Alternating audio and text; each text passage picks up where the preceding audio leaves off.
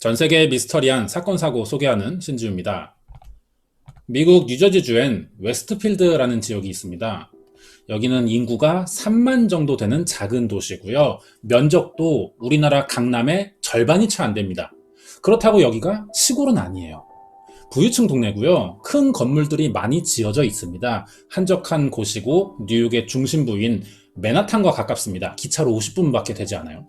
조용한 데다 지리적으로 편리하기 때문에 출퇴근하는 회사원들이 살고 싶어하는 도시라고 합니다. 여기서 일어난 사건이죠. 1990년에 일어납니다. 이 지역에 당시에 아주 무서운 괴담이 하나 돌고 있었거든요. 아이와 어른 할 거 없이 모두 두려워하는 사람이 있었다고 합니다. 부모님들이 왜 아이가 말을 듣지 않으면은 주로 이런 말을 하는 경우 많아요. 무서운 아저씨가 잡아간다. 이 도시에는 이런 말이 있었죠. 말을 듣지 않으면 존 리스트가 널 잡아갈 거야. 이러면서 아이들에게 겁을 줘요. 아이들은 바로 부모의 말을 들을 수밖에 없습니다. 부모가 겁을 주면 아직 상대방의 의도를 정확히 파악하지 못하는 아이들의 경우는 이 말을 대부분 믿겠죠. 그런데 문제는 여기 사람들의 경우 이런 식의 말을 다 큰 성인들도 듣는다는 거예요. 믿는다는 거죠. 누군가 밤늦게 돌아다니거나 조금이라도 잘못을 했을 경우에 존 리스트가 나타나 목숨을 빼앗을 거라고 얘기하면은 이게 장난이라고 한 말일지언정 듣는 사람들이 다 무서워한다는 거죠. 이렇게 존 리스트라 불리는 의문의 남자는 사람들의 입을 타고 알려지면서 뉴저지의 부기맨이라는 별명이 붙었습니다. 그리고 이번 주인공이에요. 존 리스트는 대체 어떤 사람이고 무슨 일을 저질렀길래 뉴저지와 미국 전역을 공포에 떨게 만들 수 있었던 걸까요? 이 자세한 이야기가 궁금하시면 구독과 좋아요 부탁드립니다. 1971년 미국 뉴저지주 웨스트필드에는 힐사이드라고 부르는 도시가 있습니다. 정확한 주소는 431번지인데요. 이 집이에요. 부유한 일가족이 살고 있었습니다. 겉으로 보면 자수성가한 가장과 3대가 잘 사는 것처럼 보였죠. 그런데 이 가족은 11월 9일 이후 집 밖의 모습을 드러내지 않았다고 합니다. 한 달이 지나도록 아무런 소식이 없는 거예요. 이 가족의 집을 자주 찾아오던 사람 중에 일리아노라는 드라마 감독이 있었습니다. 이 사람이 수상함을 느끼고 경찰에 신고했던 거예요. 경찰이 집안을 조사해 보니까 범인일지도 모른다는 사람이 한 명 떠오릅니다. 이 집의 가장인 존 리스트인 거죠. 존을 제외하고 모든 가족이 집안에 사망해 있던 겁니다.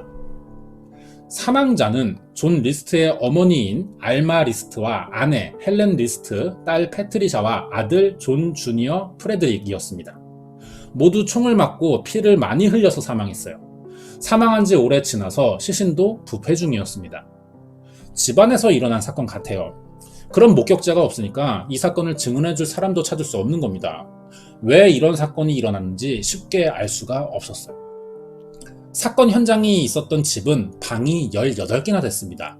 집 안에는 무도회장이라고 부르는 아주 큰 공간도 따로 있는 대형 저택이었어요. 큰 집에 여러 명이 살면은 아무래도 한 달 생활비가 엄청날 겁니다. 하지만 이 집의 명의자인 존 리스트라는 사람은 이 지역의 은행 부사장을 지냈던 사람이에요. 돈을 많이 벌겠죠. 재정적으로 전혀 문제되진 않았다고 합니다. 중요한 점은 존 리스트만 제외한 가족 전부가 총을 맞아 사망했다는 겁니다. 어쩌면 범인이 이 부유한 가족의 재산을 노리고 침입해서 가장인 존만 납치한 뒤에 다른 가족은 모두 죽였을지도 모르는 일이에요. 경찰은 실종된 존 리스트를 찾기 위해 지명수배를 내렸어요.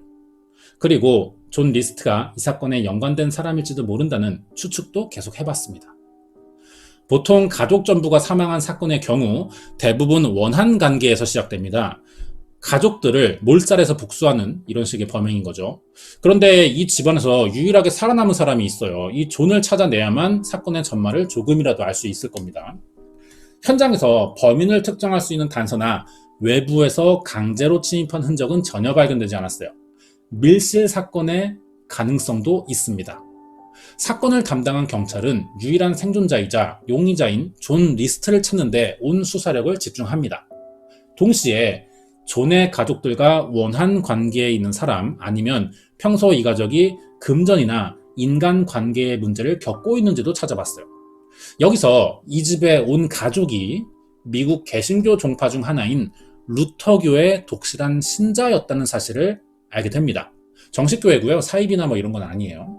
그런데 이 존 리스트의 어머니가 알마라고 하는데 평소 엄격하고 독실하게 종교 생활을 했다는 정황이 밝혀진 거죠. 하지만 여기서 연결되는 수상한 점은 아직 드러나지 않았습니다. 사건이 일어난 것으로 추정되는 11월 9일에도 가족들에게 특이한 점은 없어 보였고요. 아이들도 학교에 잘 갔다가 돌아온 게 확인됐습니다. 대신에 학교 갔다 오고 얼마 지나지 않아서 이 사건이 일어나긴 했어요. 대체 무슨 이유로 사건이 벌어졌던 걸까요? 앞뒤 정황을 알 수 없는 미스터리한 사건이 알려지자 존의 가족이 살던 지역 주민들은 혼란해했습니다. 혹시나 부유한 집을 노리는 범죄 집단이 또 다른 범행을 계획할지도 모른다는 생각에 무서워했죠. 집 밖에 잘 나오지 못했어요. 그러던 중 이 가족과 잘 아는 사람에게서 중요한 증언 하나가 나옵니다. 존의 집을 자주 왔었다는 그 드라마 감독이에요. 일리아노라는 사람이 한 말인데 존의 딸인 패트리샤입니다. 장래 희망이 배우였대요. 그래서 아빠 소개로 이 일리아노라는 감독을 만나게 됐고 보니까 연기 재능도 있어 보여서 계속 레슨을 해오고 있었다는 겁니다. 그래서 집에 자주 찾아갔던 거죠. 하지만 막상 이 아빠인 존은 딸의 장래 희망을 배우를 못마땅해 했고 사탄의 직업이라고 생각했습니다. 이게 종교의 영향 같아요. 이런 진로 문제로 아빠와 딸이 갈등을 겪어왔다고 하는데 어느 날 패트리샤가 이 드라마 감독에게 이런 말을 했다는 거죠. 조만간 아빠가 우리를 죽일지도 모른다 라고 한 겁니다. 어디까지나 정황상 증거긴 해요. 하지만 경찰은 이 일리아노 감독의 증언대로 존 리스트 일가족 살인사건의 유력 용의자를 가장인 존으로 지목하게 됩니다. 용의자를 특정할 수 없던 상황인데 아주 적절해 보이는 증언이 나온 거예요. 그날로 경찰과 FBI는 존을 공개 수배했고요. 미국 각지에 존을 찾는 전단지도 배포합니다. 반드시 용의자를 검거하겠다고 수사 의지도 밝혔어요. 하지만 경찰과 FBI의 의도대로 존 리스트가 잡혔다면 이 사건은 소개하지 않았을 겁니다. 존은 사건 당일 모습을 감춘 채 18년 동안 경찰의 수사망을 피해 도망 다니면서 사건이 일어난 지역을 공포에 떨도록 했어요. 완벽한 잠적에 성공한 존 리스트는 어디에서도 모습을 드러내지 않습니다. 10년이 넘도록 끈질기게 수사를 했고 용의자의 직업상 사건 지역에서 존을 알아볼 수 있는 사람이 많았는데도 전혀 눈에 띄지 않았어요. 경찰은 존이 일했던 은행에도 찾아가서 어디로 갔는지 행방을 물어봤지만 뚜렷한 답을 듣지 못합니다. 오히려 사건이 일어나기 전 퇴사한 지 오래돼서 자신들도 모른다는 대답만 돌아왔거든요. 그렇지만 경찰과 법원은 존을 검거해야 될 수밖에 없는 거죠. 존이 사라진 지 18년 만인 1989년 미국은 TV를 통해 존 리스트를 다시 한번 공개 수배합니다. 여기서 존이 사건 이후 18년이 지난 현재 얼굴이 어떻게 변했을지를 추측해봤어요. 가운데 사진인데요. 이 얼굴로 용의자의 새로운 몽타주를 공개했고 다시 한번 일가족 살인사건에 관심을 가져달라는 부탁을 했습니다. 또 1989년 5월 21일이 되자 존에 관한 8분짜리 프로를 다시 내보내면서 이 남성을 본 적이 있는 사람들의 제보도 받기 시작했죠. 이 방법이 효과가 있었을까요? 방송 며칠 후 익명의 제보자로부터 아주 결정적인 내용을 들을 수 있었습니다. 사건 장소와 차로 5시간 거리인 버지니아 리치몬드라는 곳에서 로버트 클락이라는 남성을 본 적이 있는데 이날 TV에서 본 존 리스트와 굉장히 비슷하게 생겼다는 이야기였습니다. 경찰은 바로 로버트 클락을 체포해서 강도 높은 신문을 실시합니다. 그 결과 18년 동안 숨어 살아온 존 에밀 리스트라는 사람의 정체가 드러났어요. 뉴저지 웨스트필드를 공포에 떨게 만든 부기맨이 드디어 검거되는 순간이었습니다. 경찰 조사에서 모든 범행을 자백한 존 에밀 리스트는 경찰의 의심대로 리스트 일가족 살인사건의 진범이 맞았습니다. 1971년 11월 아내와 어머니, 아이들을 모두 살해하고 도망친 뒤 다른 여성과 재혼해 새 가정을 꾸려 살고 있었어요. 재혼한 여성은 존이 뉴저지의 부기맨이라고 불리는 사실도 모르고 한 결혼이었습니다. 경찰은 1971년 11월 9일 어떻게 가족을 전부 살해하고 도망쳤으며 왜 이런 범행을 저질렀는지 추궁해 봤는데요. 존이 진술한 사건 경위는 이렇습니다. 사건 당일 오전 9시 아내인 헬렌 리스트는 새 아이들을 학교에 보내고 주방에 앉아서 커피를 마시고 있었습니다. 상대가 무방비한 틈을 탄 존은 아내 뒤로 다가가서 머리에 독일산 9mm 슈타이어 자동 권총을 한 발 쐈고요. 아내가 즉사했어요. 그 자리에서. 자기 아이를 셋이나 낳아준 아내가 남편 손에 죽는지도 모르고 사망한 겁니다. 존은 그대로 총을 들고 3층에 올라갔어요. 존의 어머니인 알마는 85세의 연로한 노인이었는데요. 이때 아침을 준비하고 있었습니다. 1층에서 총소리가 들리자 깜짝 놀랐고 그 순간 아들이 올라왔어요. 무슨 소리냐고 물어봤습니다. 하지만 존이 대답 대신 자기 어머니에게도 총을 쐈죠. 알마도 아내처럼 비명 한 번 없이 사망합니다. 존은 어머니의 시체를 창고로 옮겨 숨겼고 바닥과 벽에 뿌려진 피를 닦았는데요. 사실 이 혈흔이라는 거는 사람의 힘으로 완벽하게 지울 수가 없습니다. 세탁기에 돌린 옷도 루미놀 씨약 뿌리면은 반응이 나오거든요. 하지만 일반인이 이런 사실까지는 알기 힘드니까 범행 후에 눈에 안 보일 정도로만 치우면은 흔적을 없앤 거라고 생각해요. 하지만 다 남습니다. 존도 그랬던 거죠. 눈에 보이는 피들만 닦고 지하실로 가서 가족들의 시신을 담을 침낭을 꺼냅니다. 여기에 아내와 어머니를 담고 아이들이 돌아왔을 때 도망치지 않도록 시신을 집안에 숨겼어요. 존은 1시간도 안 돼서 2명을 살해합니다. 그리고 남은 세 아이들이 학교에서 돌아올 때까지 집에서 기다리고 있었는데요. 그동안 꽤 많은 일을 했습니다. 서재에 들어가요. 그래서 원래 집 주인이었던 사람과 친척들에게 편지를 썼는데 가족들을 몰살한 뒤 자신의 신변을 감추려는 용도로 거짓말을 하는 거죠. 아들인 존 주니어와 프레드릭을 학교에 데려다준 기사인 바바라 바더에게 전화를 걸어요. 아내의 어머니가 편찮으니 가족들과 노스캐롤라이나에 요양을 간다고 했습니다. 당분간 일하러 오지 말라는 거죠. 다음엔 생명보험 회사에 전화를 걸어요. 여기에도 가족들이 병으로 한동안 요양을 가야 되니까 집이 비어있을 거라고 했습니다. 자신과 가족이 관련된 모든 연락처에 변명거리를 만드는 거예요. 외부 사람들이 집에 찾아올 일이 없도록 하는 거죠. 신문과 우유 배달도 취소합니다. 물건이 쌓이면은 밖에서 집을 지나치는 사람들이 이상하게 생각할 테니까요. 치밀하게 사돈 작업을 마친 존은 방금 전 아내가 살해된 테이블 앞에 앉아서 밥을 먹었습니다. 아이들을 기다리던 중이었는데 갑자기 집으로 딸인 패트리샤가 몸이 좋지 않아 학교에서 조퇴를 하겠다는 연락이 왔어요. 예상보다 범행 시간이 빨리 이뤄지게 됐는데 전혀 당황하지 않고 먹던 밥을 마저 먹었다고 합니다. 이런 행동들을 보면 아주 오래전부터 치밀하게 이 범행 준비를 계획해왔던 것으로 보이죠. 딸이 돌아왔어요. 존은 바로 딸의 턱에 총을 쏴 살해하죠. 이미 가족 전부를 죽이기로 작정했기 때문에 막을 사람도 없었고요. 전혀 고민하거나 주저하지도 않았습니다. 막내 아들인 프레드릭도 학교를 마치고 돌아오자마자 바로 총을 쏴 살해했어요. 그럼 남은 아들이 있습니다. 둘째 아들인데요. 이름은 존 주니어고 가장 마지막에 왔는데 역시 방법은 같아요. 들어오는 순간 총을 맞아 죽습니다.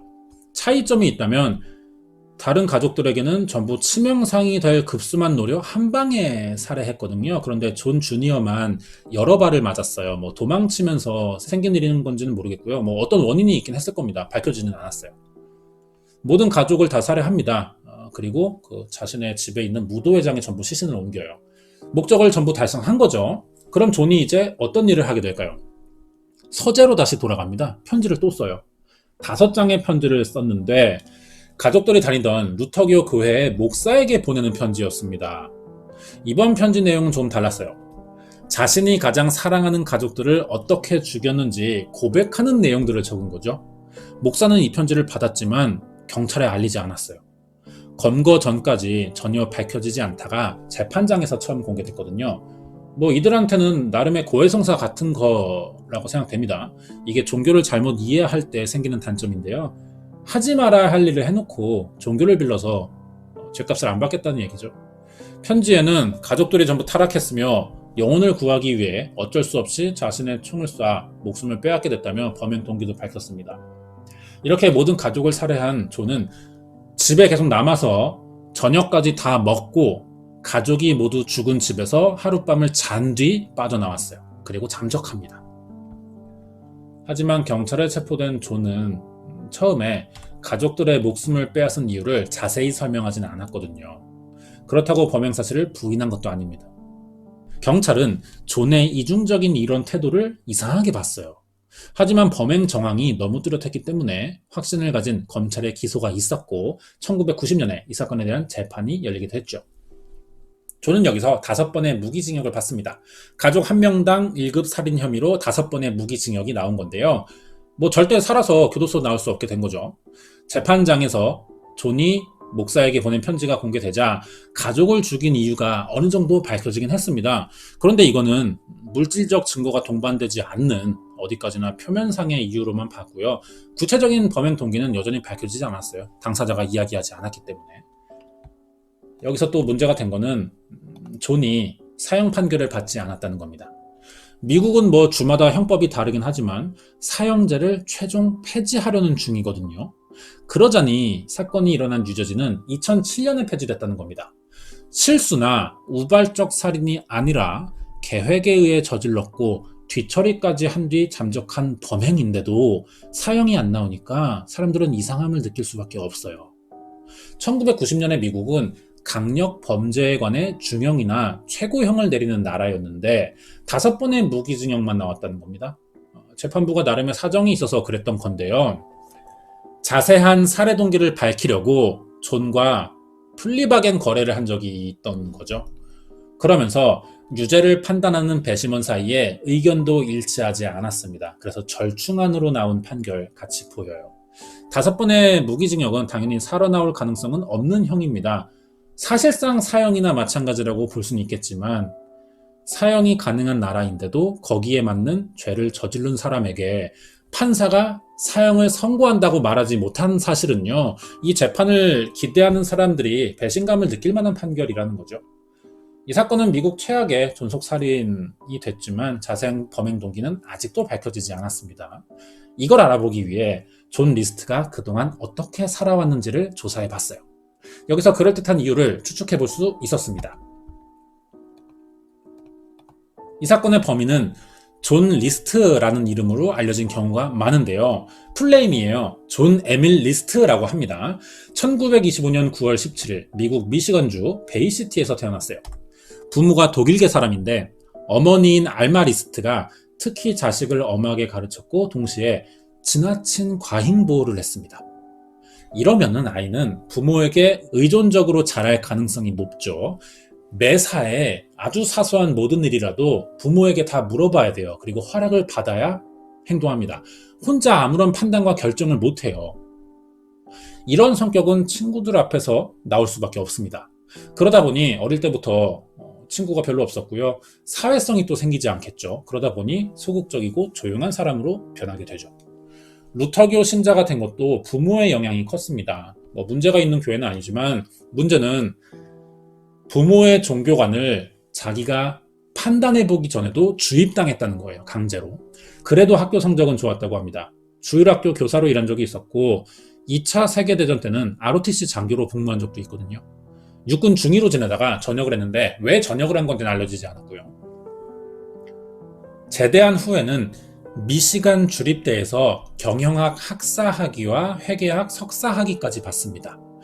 겉으로만 봤을 때 이 사람이 말수가 적긴 하지만 모범적인 사람처럼 보이는데 단점은 이거예요. 사회성이 너무 떨어진다는 거죠. 사람과 대화하는 게 힘들다 보니 주변에 사람이 거의 없었습니다. 이런 사람은 직장을 구해도 오래 다니지 못해요. 존도 여러 번 실직한 적이 있습니다. 하지만 대학 전공을 살려서 은행에 취업하는데요. 이 일이 그나마 적성에 맞았던 것 같아요. 은행은 좀 조용한 근무 환경을 가지고 있으니까. 승진도 여러 번 했고 자리를 잡기 시작합니다.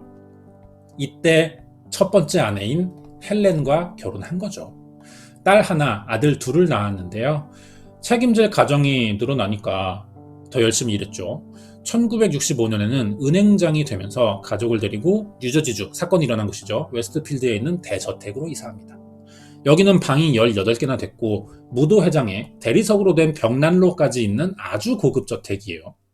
주변 사람들은 존 리스트를 보고 자수성가한 사람이라고 생각해 부러워했습니다. 어릴 때부터 다닌 루터교 교회에 매주 나가면서 주일 학교 교사도 하다 보니 사회활동에 적극적이고 성공한 사람처럼 생각되죠. 하지만 이 존 리스트에게 남모를 고민 하나가 있었어요. 범행이 일어나던 1971년 직전에 일어난 일인데요. 그동안 일하던 은행에서 이 사람이 실직한 겁니다. 비유하자면은 우리나라로 치면은 IMF 때 구조조정 당한 아빠의 마음 같은 기분이겠죠. 그래서 가족들 몰래 부업을 했어요. 근데 여기서도 전부 실직합니다. 가족이 이 사실을 전혀 모르고 있었어요. 수입이 없으니까 당장 집으로 날아 들어오는 고지서를 감당할 수 없었지만 존은 끝까지 이 사실을 가족에게 숨겼습니다. 처음에는 회사에 가는 척만 하고 기차역에 앉아서 하루 종일 책 보거나 의자에 누워서 낮잠을 자고 퇴근 시간까지 기다려왔는데요. 그러는 사이에 통장 잔고가 계속 줄어들겠죠. 이제 본격적으로 가족에게도 경제적인 어려움이 느껴질 차례가 다가온 겁니다.